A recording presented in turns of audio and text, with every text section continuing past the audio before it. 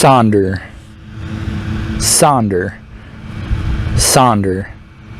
What is Sonder? Sonder, Sonder. Okay, I don't know why I said that multiple times, but today I'm going to be talking about a word called Sonder. So what is Sonder?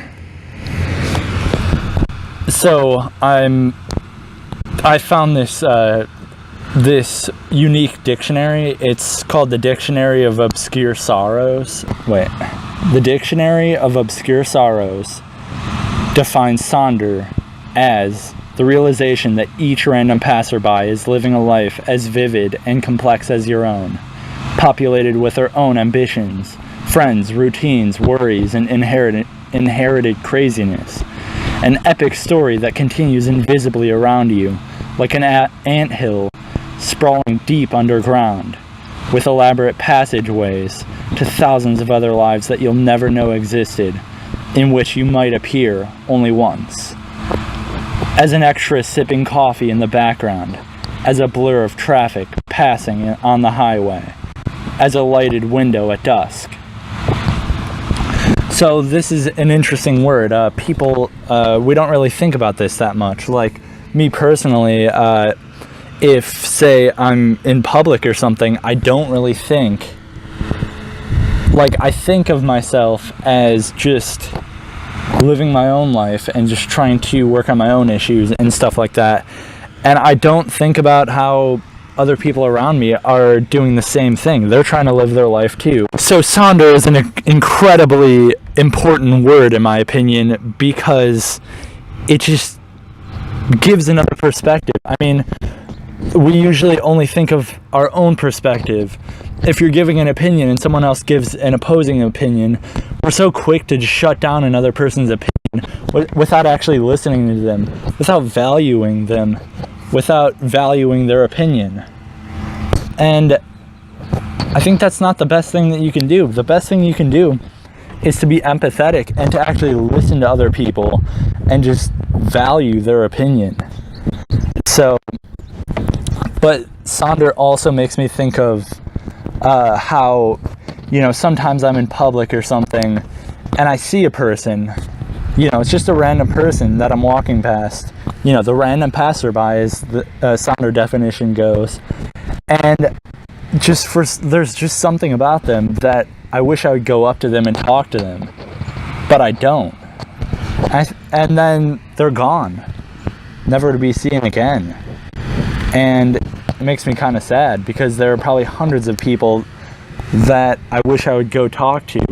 Maybe I've talked to them, maybe I go to school with them and I've talked to them a couple times. I wish I could build a friendship with them, but I just didn't, for maybe fear of rejection or something. But it's just pretty sad, because that's a lot of people that I could have known, that I never did. Okay, actually I like the one part of the definition especially. It says, each random passerby is living a life as vividly and living a life as vivid and complex as your own. It's just so incredible to think about that. Just that people,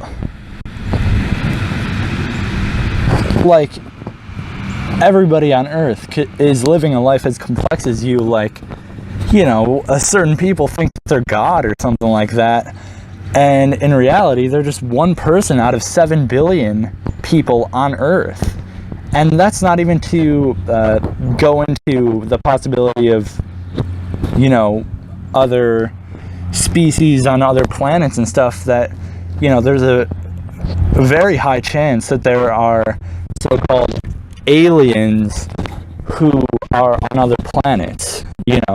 Maybe not in the Milky Way galaxy, but in one of the other, there are billions of star systems in the Milky Way galaxy and billions of galaxies in the universe. So just think about all the,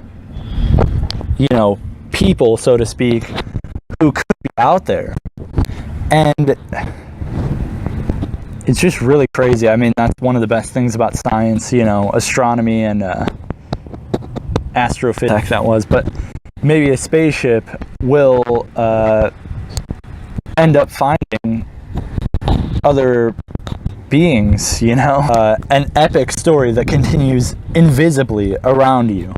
So for almost everybody, they don't think about Sonder. They don't think about the fact that everyone else is struggling and stuff.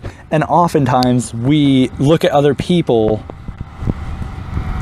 and we compare other people's best with our worst. You know, when we're struggling, we compare our struggles with, you know, people's best. Like if you look at social media and whatever, they post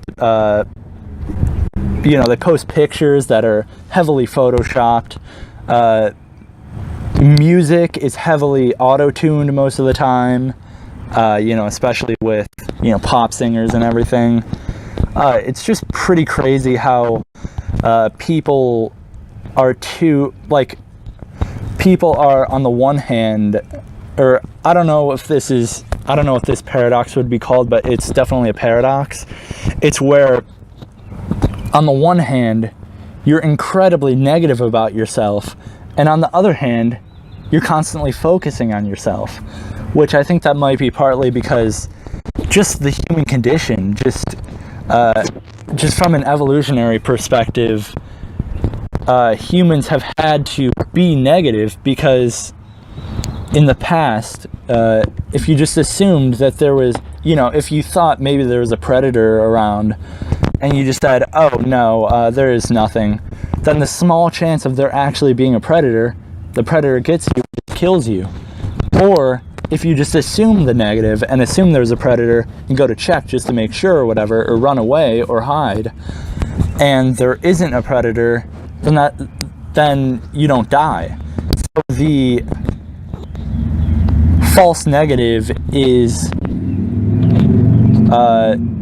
easier to believe than the true positive, basically. It says, with elaborate passageways to thousands of other lives that you'll never know existed, in which you might appear only once as an extra sipping coffee in the background, as a blur of traffic passing on the highway, as a lighted window at dusk. So if you're an extra, I think, and I'm going to talk about this in another video, but like with social anxiety and any like anxieties that you have, you know, you think that people are just constantly paying attention to you and trying to point out your flaws and make fun of you and all that stuff. In reality, you're not the main character in some huge play. You know, the whole world is not, you know, a big movie and you're the main character in it, and, you know, just everybody else is an antagonist against you, which The Truman Show is a movie that talks about that, which I actually want to review The Truman Show in another video and just talk about that. But anyway, you are not a main character in this vast movie called Earth. You're more an extra in other people's lives than a main character in your own life. I mean, that really does give you humility, and like, it just shows that like social anxiety, it doesn't really make sense rationally. That's like, you know, there might be the one person that you want to go talk to or something like that, and you never do for fear of rejection or whatever. And I'd like to say social conditioning, which I will talk about in another video. But you never actually go to talk to them, and maybe they would have been your soulmate, and then instead you end up just finding somebody to marry or something, you know, at your work or something. You're just settling. Do you want to settle, or do you want to, you know, go for what you really want? You know, if you really want something, you've got to go for it. Like, you might fail 10 technically. I mean, the only failure is not trying, though. So let me know what you think in the comments. Like if you like this video.